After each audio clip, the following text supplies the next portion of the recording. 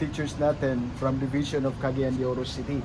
So ang ibig sabihin po ng ALIVE, Arabic Language and Islamic Values Education. So ito po ay isa sa mga programa, isa sa mga special programs ng Department of Education, no? Sa mga eskwelahan na mayroong not less than 15 Muslim students. So kung ang eskwelahan po ay mayroong not less than 15 students, so kinakailangan ng isang school ay mag-offer ng ALIVE. So ako po yung presidente ng mga ALIVE teachers. Katunayan po, yung isa po sa mga kasamahan natin, isa po sa mga teachers ng ALIVE. So kasama ko po, isinama ko rin po yung mga Muslim students natin from Carmen National High School. So ngayon, andito po tayo sa isa sa pinakamalaking mosque dito sa Marawi City.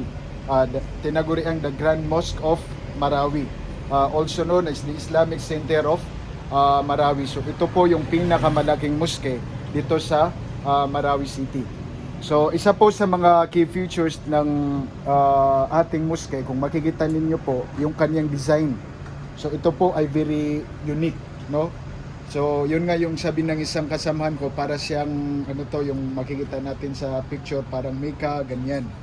So ito po talaga yung itsura ng isang mosque, no? So ang mosque po, ito ay lugar kung saan isinasakatuparan ng mga Muslim ang pagdarasal ng 5 beses sa isang araw.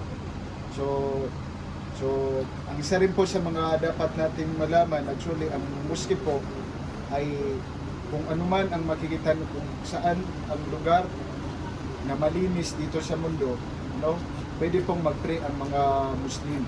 So halimbawa kung sila po ay nag-travel, so kung wala po silang makita na mosque, so pwede po silang mag-pray doon sa sa isang lugar na malinis.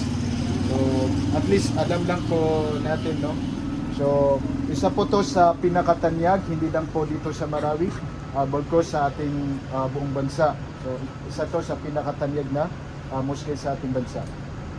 Kung makikita po natin, ang Grand Mosque po na ito po ay isa sa mga sentro ng pananampalataya ng mga kapatid natin na mga Muslim na Maranao. So for example, pag during Ramadan, no, mayroon pong nagtatarawi rito. Napakarami po. Usually galing po sila sa iba't ibang munisipyo dito sa Lanao del Sur, at the same time dito po sa Marawi City.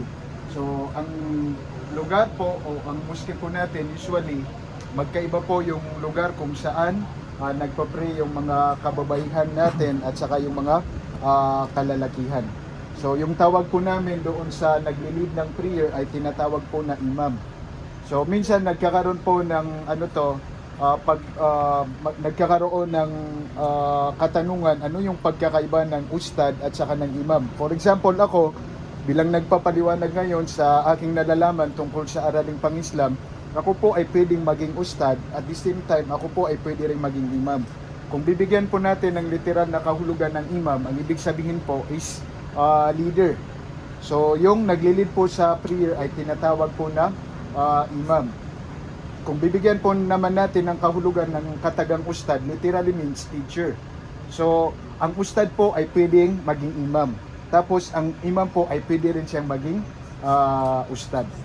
So yun po, no? So ito ay mayroong napakahalagang ginagampanan sa kwento o kasaysayan ng mga kapatid natin. Kami po bilang mga Muslim Filipinos dito sa ating bansa. So kung makikita po natin, actually isa rin to sa mga naapektuhan, no? Isa rin po to sa mga naapektuhan nung nagkaroon ng Marawi Siege. Actually nagiba po to, nasira.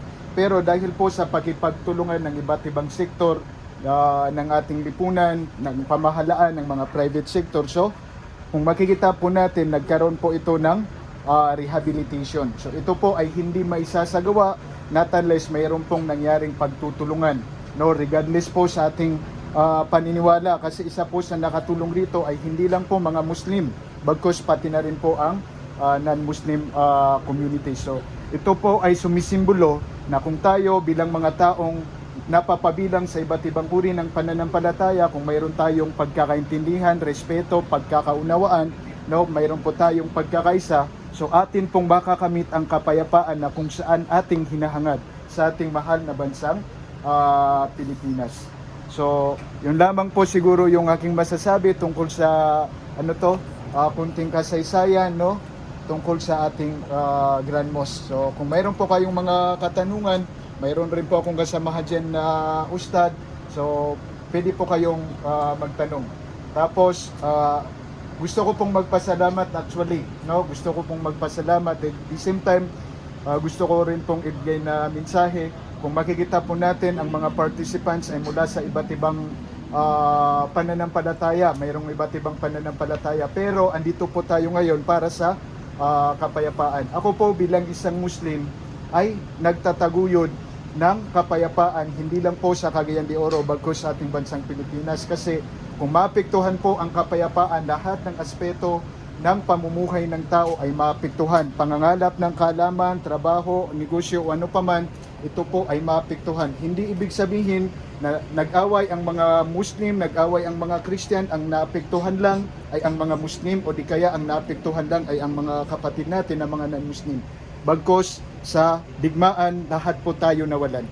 Lahat po tayo natalo o nawalan sa panahon na tayo po ay nagkakaroon ng digmaan. So maraming salamat po. Magandang umaga sa lahat.